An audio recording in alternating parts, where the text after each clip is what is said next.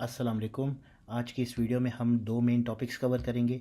First one is के GNI जो हमने लास्ट वीडियो के अंदर देखा था इंट्रोडक्शन में कि हमने एक प्रोजेक्ट सेटअप किया था जिसमें हमें ये नेटिव लिब डॉट सी प्लस प्लस की फ़ाइल मिली थी। यहाँ पे ऑलरेडी ये फंक्शन लिखा हुआ था। सबसे पहले हम इसका सेंटेक्स देखेंगे कि जीएनआई का जो कोड होता है सी प्लस प्लस का, उसका सेंटेक्स क्या है। क्योंकि नॉर्मल जब आपने कोड देखा होगा सी प्लस प्लस का तो उसमें आपको ये चीज़ें नहीं मिलती होंगी, जावा इन्वायरमेंट नहीं मिलता होगा। ठीक है, तो ये हम देखेंगे एक तो सिंटैक्स। सेकेंडली हम यहाँ पे एक फंक्शन बनाएंगे, न्यू फंक्शन, जो कि हमसे दो वैल्यूज़ लेगा इनपुट में, दो इंटीजर वैल्यूज़, और उनका सम हमें रिटर्न करेगा। ठीक है, तो सबसे पहले हम सिंटैक्स इसका समझते हैं कि सिंटैक्स क्या है इसका। ठीक है, लाइन नंबर 1 पे आप देख रहे हैं कि यहाँ पे एक हेडर फाइल इंक्लूड हुई हुई है jni.h की। अगर मैं इसको रिमूव कर देता हूँ तो आप देखेंगे कि आपको ये रेड मिलेगा, आपको ये यहाँ पे आपको ये एक्सपोर्ट और jni की जितनी कॉल्स हैं वो आपको नहीं मिलेंगी। तो हमें ये सारी चीज़ें यूज़ करने के लिए, jni की चीज़ें यूज़ करने के लिए jni की हेडर फाइल को इंक्लूड करवाना पड़ता है। ठीक है, उसके बाद सेकेंडली आपके पास आ गया है स्ट्रिंग। ठीक है, अगर मैं ये हटा देता हूँ तो यहाँ पे आप देखेंगे कि हमें ये स्ट्रिंग जो है यहाँ पे नहीं मिल रहा। ठीक है, इसके लिए हमें यहाँ पे स्ट्रिंग की हेडर फाइल को इंक्लूड करना पड़ता है। ठीक है, अब इसके नीचे आ जाते हैं। तो जब भी कोई फंक्शन हम स्टार्ट करते हैं, ठीक है, इसको फंक्शन भी बोला जाता है, इसको थ्रेड भी बोला जाता है। ठीक है, ये थ्रेड भी है, ये फंक्शन भी है। ठीक है, जब भी कोई फंक्शन आप लिखेंगे जीएनआई के अंदर तो आपने सबसे पहले ये स्ट्रक्चर फॉलो करना है इसका। ठीक है, ये स्ट्रक्चर जो है, ये लाइन, ये हम देखते हैं कि ये क्या है। ठीक है, सबसे पहले जो एक्सटर्न सी के का एक आप देख रहे हैं यहाँ पे लिखा हुआ है एक्सटर्न सी। ठीक है, ये क्या है, ये एक स्पेसिफायर है। ठीक है, जो कि कंपाइलर को बताता है कि हमने सी लैंग्वेज का कोड जो है यहाँ पे यूज़ करना है। ठीक है, अगर हम ये नहीं लिखेंगे, ठीक है, तो उससे क्या होता है कि रन टाइम के ऊपर जो सी के फंक्शंस हैं ना, जो हमने यूज़ करने होते हैं यहाँ पे, जैसे कि फॉर एग्जांपल कोई भी फंक्शन है, सी स्ट्रिंग हो गया या कोई भी और फंक्शन हो गया, रन टाइम के ऊपर इसका नाम चेंज हो जाता है। तो क्या करता है कंपाइलर, इसको फिर रीड नहीं कर पाता। ठीक है, तो ये जो हमारे पास एक्सटर्न सी है, ये इसको जस्ट कंपाइलर को बता रहा है कि हमें ये सी प्लस प्लस का कंपाइलर है, इसको ये बता रहा है कि हमने सी लैंग्वेज का कोड भी यूज़ करना है। ठीक है, उसके बाद आता है JNI एक्सपोर्ट। ठीक है, JNI एक्सपोर्ट क्या है, ये एक मैक्रो है जो कि JNI ने डिफ़ाइन किया हुआ है। ठीक है, ये क्या स्पेसिफाई कर रहा है, ये स्पेसिफाई कर रहा है कि ये वाला जो फंक्शन है इसको हम लेटर ऑन .so फाइल के अंदर भी एक्सपोर्ट कर सकते हैं या .library के अंदर भी एक्सपोर्ट कर सकते हैं।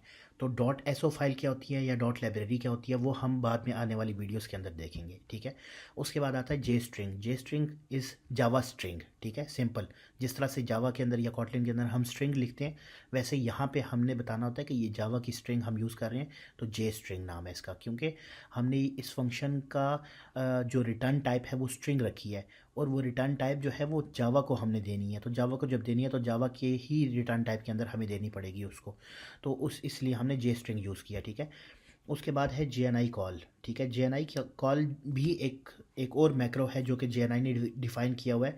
ये इंश्योर करता है कि जो JVM है ना, हमारा जावा वर्चुअल मशीन, ठीक है, वो हमारे फंक्शन को करेक्टली कॉल करे। ठीक है, रन टाइम पे कोई मसला उसमें ना आए, वो हमारे फंक्शन को करेक्टली कॉल करे। तो ये बेसिकली आपने जस्ट ये लाइन याद रखनी है, तो ये आपने हर फंक्शन से पहले लिखानी होती है, इसके बगैर आप JNI का फंक्शन नहीं लिख सकते। ठीक है, लाइन नंबर 5 पे आते हैं। यहाँ पे आपने जो भी फंक्शन लिखना है उसमें सबसे पहले ये आता है पैकेज नेम।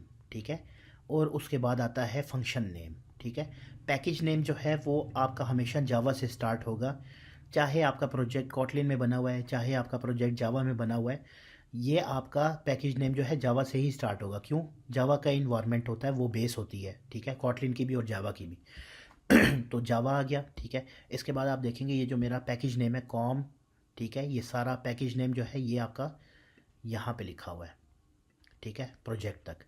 ठीक है, और ये जो 1 लिखा हुआ है ना, ये 1 जो है ये अ, इसको इसने प्री डिफाइंड, जैसे ही हमने न्यू प्रोजेक्ट क्रिएट किया था इसने यहाँ पे 1 लिख दिया हुआ था। ठीक है, अगर हम 1 रिमूव करते हैं तो आप देखेंगे कि ये वाला फंक्शन जो है यहाँ पे कॉल नहीं हो रहा, ये फंक्शन यहाँ पे है लेकिन रेड है। ठीक है, तो ये फंक्शन आप समझ लें कि जो 1 है ये भी इसके सिंटैक्स का ही पार्ट है। ठीक है, इसके बाद मेन एक्टिविटी ही क्यों लिखा हुआ है, क्यों, क्योंकि मेन एक्टिविटी, जिस एक्टिविटी के अंदर या जिस क्लास के अंदर आप लाइब्रेरी को लोड करवाते हैं, उसी क्लास का नाम आपने यहाँ पे देना होता है। ठीक है, तो उसके बाद फिर आपका ये जो फंक्शन है इसका नाम आ गया ये, ठीक है। यहाँ तक बात क्लियर होगी। उसके बाद आता है JVM environment, JNI environment sorry. Last video में मैंने आपको बताया था कि JNI इन्वायरमेंट जो है वो बहुत मेन चीज़ है, ठीक है। बेसिकली क्या होता है कि ये कोड जो है, ये आपका कोड, इसका मकसद हमारा यही है कि हम इस कोड को कम्युनिकेट करवाएं या कनेक्ट करवाएं अपने जावा या कॉटलिन के कोड के साथ, ठीक है। तो ये सिंपल जो है, अगर आप JVM इन्वायरमेंट नहीं करते तो इसको नहीं पता चलेगा कि कौन से इन्वायरमेंट के अंदर मैंने डाटा को सेंड करना है, और इसको भी नहीं पता लगेगा कि कौन से इन्वायरमेंट के अंदर से मैंने डाटा रिसीव करना है, ठीक है। तो एक इन्वायरमेंट है हमारे पास जावा का जिसको हम यूज़ करते हैं यहाँ पे, ठीक है। आप इसको ये समझ सकते हैं कि जावा की टूल किट है, ठीक है। फॉर एग्जांपल के तौर पे आप समझ सकते हैं, ठीक है। इसके बाद आता है ऑब्जेक्ट। ऑब्जेक्ट में आप देख रहे हैं कि ये कॉन्टेक्स्ट है, हमारे जो मेन क्लास है ना जहाँ पे हमने लाइब्रेरी को लोड करवाया हुआ है, ये उसका कॉन्टेक्स्ट है, ठीक है। आप देखें यहाँ पे आपको ये मेन एक्टिविटी नज़र आ रहा है, ठीक है। ये मेन एक्टिविटी आपको कॉन्टेक्स्ट दिखा रहा है कि ये जहाँ पे लाइब्रेरी लोड हुई हुई है उस क्लास का कॉन्टेक्स्ट है यहाँ पे, ठीक है। उसके बाद यहाँ पे STD है। STD क्या है? स्टैंडर्ड स्पेसिफायर है, ठीक है। स्टैंडर्ड स्पेसिफायर है जब भी हमें कोई रिटर्न टाइप या कोई इस तरह, अब जैसे फॉर एग्जांपल ये स्ट्रिंग है, ठीक है। तो हमें जब भी कोई सी का कोड या सी के जो प्री डिफाइंड फंक्शंस हैं हमें जब भी एक्सेस करनी होती है तो हम स्टैंडर्ड स्पेसिफायर है, नेम स्पेस है, इसको यूज़ करते हुए हम यूज़ करते हैं, ठीक है। अगर आप इसके बगैर इसको यूज़ करेंगे तो आप देख लें कि आपको ये नहीं मिलेगा यहाँ पे। तो आपको बताना होता है कि STD, और फिर आगे आपको ये लिखना होता है, ठीक है। फिर ये आगे आपका वेरिएबल का नेम है हेलो, और इसके आगे इसकी वैल्यू हमने दी हुई है, ठीक है। इसके बाद आप रिटर्न करवा रहे हैं हेलो डॉट स्ट्रिंग को, मतलब हेलो को आपने रिटर्न करवाना है। लेकिन जब भी आपके पास स्ट्रिंग डाटा टाइप होगी तो आप ये रूल याद रखें कि आपने हमेशा से स्ट्रिंग कि जब भी रिटर्न करवानी है तो आपने उसको UTF-8 के ही अंदर आपने उसको रिटर्न करवाना है, ठीक है। अगर आप सिंपल यूँ करते हैं ना, सिंपल आप यहाँ पे हेलो कर देते हैं, ठीक है, तो ये आपको रेड देगा, ठीक है। अब आप ये देखें कि ये न्यू स्ट्रिंग UTF का फंक्शन है, ये फंक्शन सी का नहीं है, ये फंक्शन आपका जावा का है, जावा का फंक्शन है ये। क्यों, कैसे पता चला? ये हमारे इन्वायरमेंट का हिस्सा है, जो कि इन्वायरमेंट हमारा JNI इन्वायरमेंट है, जावा का इन्वायरमेंट है। तो ये अगर आप इन्वायरमेंट नहीं यहाँ पे लगाएंगे तो आपको ये फंक्शन भी नहीं मिलेगा। ये इन्वायरमेंट हमें ये बता रहा है कि ये फंक्शन जो है ये जावा का है, JNI.h का है, ठीक है।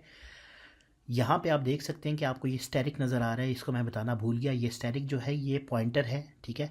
ये बता रहा है कि ये जो इन्वायरमेंट है ये रेफरेंस है इस JNI इन्वायरमेंट का, ठीक है। तो यहाँ पे आपको पॉइंटर्स और रेफरेंसेस का बहुत ज़्यादा यूजेज आगे करना पड़ेगा, ठीक है, जो कि आप यूजुअली कॉटलिन या जावा के अंदर आपके पास पॉइंटर्स नहीं होते, ये रेफरेंसेस पॉइंटर्स नहीं होते।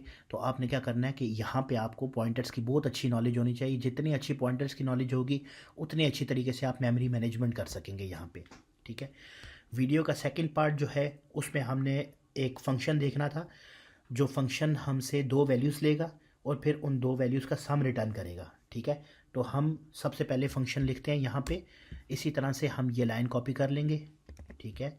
ये लाइन यहाँ पे लिखी और इसकी रिटर्न टाइप क्या है? J int, J स्ट्रिंग नहीं है क्योंकि हमने सम रिटर्न करना है और सम जो है वो इंटीजर में होगा, ठीक है। नेक्स्ट लाइन में हमारे पास हमने ये कॉपी करना है, ठीक है, कॉपी किया और यहाँ पे इसको, ये क्लोज हो गया खुद ही, ठीक है। अब यहाँ पे इसका जो नाम है, नाम हमने चेंज करना है, ठीक है। तो इसका नाम हम कर देते हैं कि सम फ्रॉम JNI, ठीक है, ये इसका नाम हो गया, ठीक है। अब हमारे पास यहाँ पे मैंने क्या कहा है कि हमें यहाँ से 2 वैल्यूज़ पास करनी है, तो वो 2 वैल्यूज़ जो है वो यहाँ पे हमें रिसीव करनी है। तो वो वैल्यूज़ हम इंटीजर टाइप में रिसीव करेंगे। तो J int, फर्स्ट वैल्यू का नाम हो गया A और सेकंड वैल्यू जो है J int और B, ठीक है। ये 2 वैल्यूज़ हमने ले ली यहाँ पे और सिंपल हम ये रिटर्न करवा देंगे A + B, ठीक है। तो ये हमारा एक फंक्शन हो गया सिंपल सा, जो हमारे यूज़र से 2 वैल्यूज़ ले रहा है रन टाइम पे और उनको उनका सम करवा के और उनको रिटर्न करवा रहा है, ठीक है। अब ये वाला फंक्शन है, इसको हमने जैसे इस फंक्शन को हमने यहाँ पे डिफ़ाइन किया था मेन एक्टिविटी में, उसी तरह से इस फंक्शन को भी करना है, ठीक है। तो सिंपल हमने क्या करना है कि ये वाली जो लाइन है इसको कॉपी पेस्ट कर लेंगे, ठीक है। यहाँ पे फंक्शन का नाम चेंज किया, ठीक है। अब इस फंक्शन के अंदर आप देखेंगे ना तो आपको ये दो वैल्यूज़ इसके नीचे रेड लाइन आ रही है। क्यों? वहाँ पे जो हमने फंक्शन डिफ़ाइन किया ना, उसमें ये दो वैल्यूज़ नहीं ली हुई अभी तक। तो हमने क्या करना है, सिंपल यहाँ पे जिस तरह से हम करते हैं कि ए, ठीक है, फर्स्ट वैल्यू हमारे पास ए है, ठीक है, उसकी रिटर्न टाइप है इंट, और सेकंड वैल्यू है बी और उसकी रिटर्न टाइप भी इंट। तो अब आप देखेंगे तो यहाँ पे ये निशान भी आ गया है और यहाँ पे ये दो रेड लाइंस भी ख़त्म हो गई हैं, ठीक है। अब इस फंक्शन को हमने सिंपल क्या करना है इस टेक्स्ट व्यू के अंदर इसका रिटर्न करवाना है। तो हम यहाँ पे क्या करेंगे, फ़िलहाल इसको हम ऐसे कर लेते हैं, ठीक है, और यहाँ पे हम करेंगे सम